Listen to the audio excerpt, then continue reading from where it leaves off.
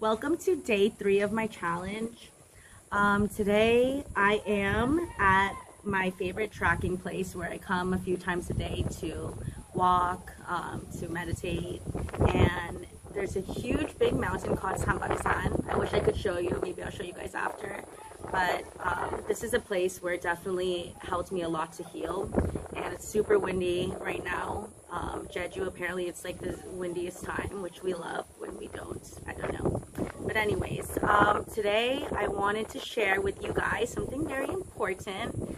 This is the first time I finished my whole journal. You know, like when we get a journal and we say, oh, we're gonna write every single day, and if we miss like a day or sometimes we forget, it's like, okay, that journal's like whatever, and we're gonna get a new one, because having a brand new journal is like having brand new shoes, and it's like you get so excited to write. You have to have the perfect pen and all of that, you know. That's how I am. Well, anyways, and if I miss one day, then I'm like, nope, I need a new one, or then I'll stop, and then I have to wait until I'm mentally ready again, because then I put myself down. But this is the first time. My dad actually bought me this the day before I came to Korea this year, and I finished the whole book. And no matter how many times I didn't want to write, and some days, it was even the days like I was, you know, just like was very depressed, and like it was hard for me, you know, in the beginning, I still wrote. And so this is a big accomplishment for me, and I'm very proud of it, because I did spend my birthday here, and it was the first time in over a decade that I was sober for my birthday. And I'm 31 now, and it just recaps the year of my 30. And you know, 30 is supposed to be like the best year, and that was the year I really surrendered, because I was 30 when I came to Korea, and I turned 31 in Korea. So just like I wanted to share this story with you guys before I, you know, I'm not going to say goodbye to this book, but this book is finished. So I never even read this story out loud to myself, because I was like, I'm going to save it for someday special, even. So I guess this is the moment. And today, like, it was like, I should read about this, because it was today exactly I finished the last page, and I was like, this is perfect. Anyways, let's start. So my birthday is May 2nd, and I wrote this on May 2nd, obviously. So, oh man, I'm finally doing it. The recap of my most important year that changed my life. I always like to put myself in a position, like this time, this day, exactly a year ago, I was like this, felt like this, blah, blah, blah. Kind of like reminiscing, seeing how much my life has changed from then to now. This time last year, oh boy, how lost I was. Thinking I knew it all, because I was entering a new decade. I had all these dreams and plans, but so much hatred and anger towards everyone. So let's start from the beginning. I remember I just got out of detox, coming back a few days ago from Korea because of my sister's wedding, and I was very angry at my parents for selling my high-rise and taking away everything like I was a child. But it was all for my own good. I mean, I really didn't give a shit about anything except myself and wanting just to be loved. That time, me and my ex spent the day together, a birthday that started with being promised I would get picked up by him to see the sunrise, but woke up to cake and flowers and a card from my parents. Despite the fact I still didn't listen to them, I barely came home. And when I opened my eyes every year, even being away from college, my parents always never forgot to send me flowers, to send me their love despite whatever our relationship was. Isn't that unconditional love? But to just glance and be shocked at first, they still love me, even though I've been such a brat and so rude. I go and run to the guy who introduced me to drugs. It's a long story. I'll get there later on. That's exactly what I did. As of him, I was so hoping to start the new year at the beach watching the sunrise, but ended up blasting his phone, waiting for him to wake up, which I waited for about 4 hours that morning. I remember how awkward it was to still be home that morning, because I told my parents I wouldn't be there. But with a smile and hug and candles, my mom told me, 미나야, 촛불 불어야지. 케이크도 샀는데 you have to make a wish. Me being too embarrassed, I told her to blow them out and walked in my room, still waiting on my ex. Damn, how I'm writing this and I can still have so much strong emotions on exactly what and how I felt that day. Now that I'm sober, my conscious mind tells me that I wasn't waiting for him. I was waiting for him to bring me drinks. That's what I was waiting for, wasn't it, Nina? He picks you up, and first thing you want from him is a drink. And he buys you a McGriddle, which is like a Wagyu for me because I barely eat fast food. So it felt right. Oh, and because I don't like to eat and drink, so I just cared about the drink. After we went to the park, because I had plans at my favorite restaurant with my Hungbu's sister, mom, and dad, I had plans to meet him later, which meant we were going to drink. So with my parents, I'm not allowed to drink in front of them, but if I do it without them, it's okay. It's kind of weird like that. So, like at lunch, that was the first time in a year we sat down as a family, and I actually felt a bit of connection with them that time. My sister, Hannah, who I love so freaking much, I've heard her so many times, yet she cares so much and knows everything, even the things I don't want her to know. She just knows. We were on good terms. Out of my 30 years of living, that was the first card she actually wrote in, and she gave it to me. And even my mom was shocked because Hannah never does that, so it made it even more real. Like, oh my gosh, I'm 30, flirty, and thriving. So that night, my ex picked me up, and we strolled around Del Rey, and I drank after 3 months of sobriety. I thought, I'm not an addict. I only use when I'm with him, and it's my birthday, so it's okay, and I deserve it. Back to past, we go get drinks and go to the movies, and then boom. Reason why we broke up in the first place was because of the drinking. I never knew what an addict was until I met him. Even though I never, whether it was alcohol, can change or damage a relationship, I just wanted that instant adrenaline to numb all the feelings and heartache this guy gave me. I was trying so hard to save him, but ended up losing myself. That night, at the movies, he just left me there. Did I mention how my parents literally everything for me to stop meeting him, even taking my phone, my car, and home and everything? I mean, I can't blame them. It's a guy who introduced her daughter to really bad things and would sell, etc. I won't say that part. Silly me thinking me being apart for 3 months and drinking again, that it would be fine.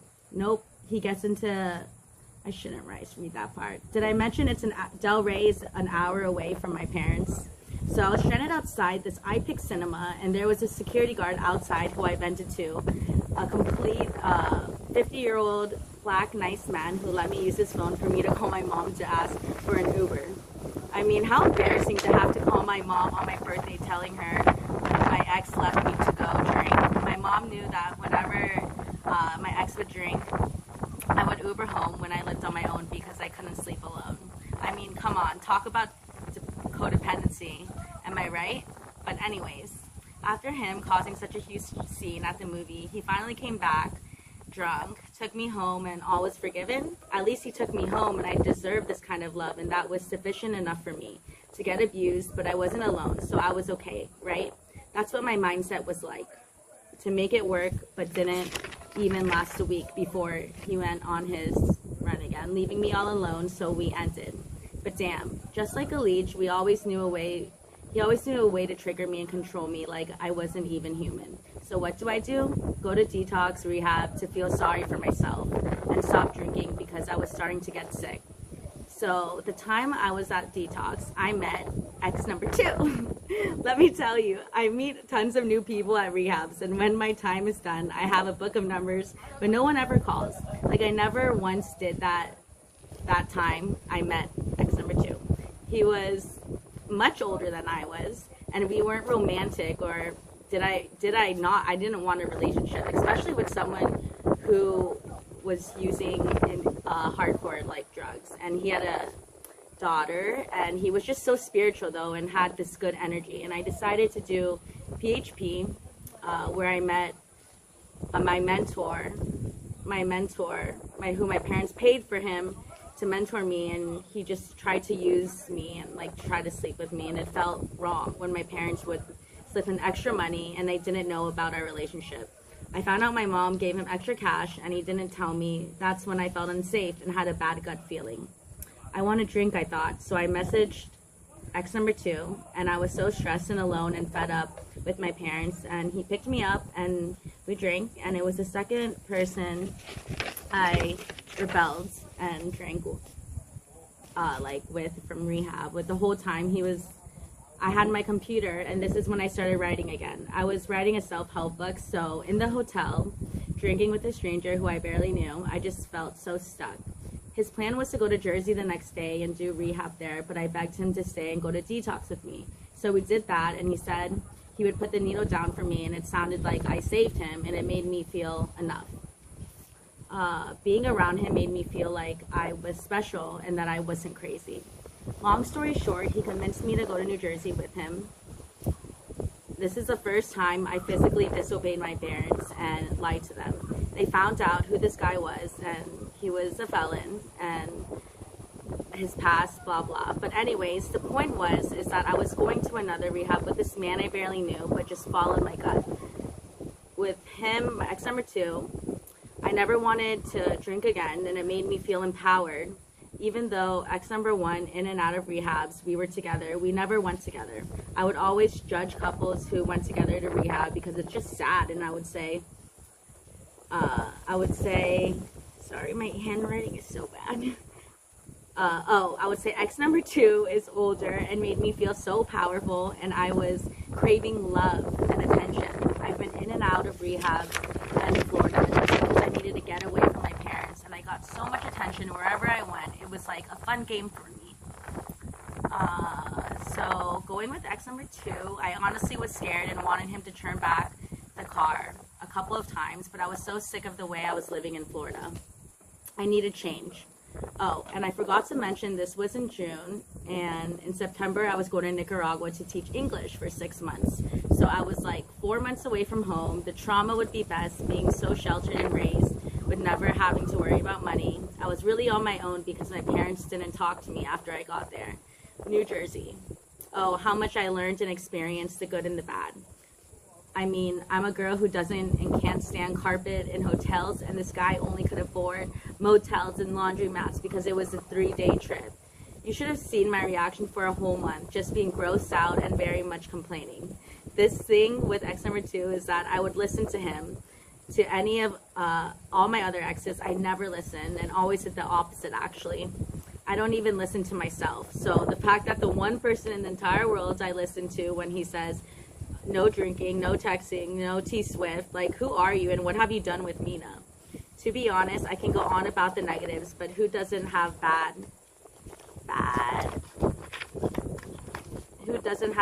and pain in their journey, right?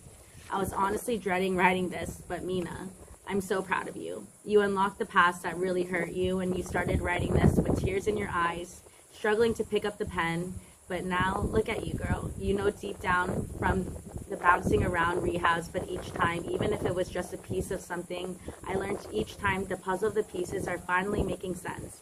I can go on about each specific detail that led me to clarity, but the fact I can start this goodbye 30 with resentment, but end with gratitude, now that's freaking growth, Mina. Always in your heart, and for the rest of your life, you are never going to forget your 30s, because that year is the year that showed you and brought you to God.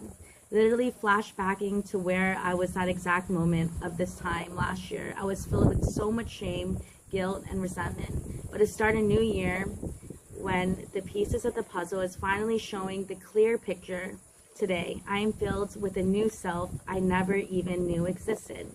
Coming to Jeju and fully surrendering completely. I didn't even know that I could feel this way. It's like a rebirth without the drinking, the drugs, and it's completely free. To be okay with the silence and finally finding and acknowledging my self-worth. I honestly was going to write every event that happened, but I know God knows that I am surely starting this new year with a new community, country, and a new sober Mina. When I was held hostage and literally went on my knees in this Miami hotel begging for my life, I called to God. You answered, God. Yet I still didn't learn my lesson and drink as if it was nothing happened. But once I started to know something bad is going to happen if I don't leave wherever, God, please save me just one more time. 24 hours later, boom, God showed me where he wanted me to be. 30 started with me being so lost and slowly starting to lose my life and not caring about the verge of giving up. Literally about the verge of giving up. But you saved me, God, literally. I called and you answered. I got to spend a whole week here sober before turning 31. And for that, I'm so grateful because I get to start a new year sober, which I haven't had a sober birthday for 15 years. Can you believe that? 15 years. And the biggest gift God can give me for this new year is my freedom and for letting me see Him and have a relationship with Him, God being Him. The closer my 30 comes to an end, I had so much anxiety, depression, and just such a negative mindset. But once I started praying and listening, I'm slowly starting to be able to accept my mistakes as lessons, my pain as a journey, and my heartbreaks as lessons. Thank you, God, for showing me that all these years you've been watching over me and I finally held your hand back. I pray that this new year I will focus on my faith, recovery, and self-worth. Thank you for giving me the strength and courage to open up. I thought that was a wound. But 30 was a victory. The start to something new. Mina, you will never forget 30, but all that you've learned and experienced, learn from it and finally use what you've learned and to be a disciple for God. 30 wasn't the 30 flirting and thriving, but the year I finally surrendered wholeheartedly. I'm so damn proud of you, Mina Chung. Let's keep going and make 31 the best year yet. It only gets better from here. You did it. More years for another decade. You got this, Mina. XOXO, Mina Chung. Wow. Okay, I'm so sorry that as I was reading it, I had to like cut some parts out because, like I said, it was my first time reading it. But everything that I explained here happened only in my that year, in 1 year. So it wasn't like that until like my 20s to 30. That was just all of 30. And to really see how much I get, like, to have that feeling of that rebirth and just gratitude, I'm just so proud and I just feel so happy because, you know, like I got that emotion. I remember writing and feeling that I had, and I have that right now as I was reading it. Wow. So I just want you guys to know that, you know, like, even though a year may seem like a long time and like either it could be short or long, but so much has happened in my life. Like, I started 30 and like even towards the end of 30 I was like, oh my gosh, my life sucks, and I was so negative because so many things happened to me that I just didn't even know how to get back up. And you know what, God sent me, you know, here to Korea, to Jeju, and I surrendered and I had this rebirth, and I'm still going through my growth and all of this. But for me to finally have this like epiphany and like just be like, thank you, God, like, you know, I finally listened back and He was just waiting for me to you know, waiting for me to grab His hand back, and for that I'm very grateful. Anyways, this is kind of long, I'm sorry, but I hope you enjoyed it. And until tomorrow, thank you for listening and have a wonderful day. Bye.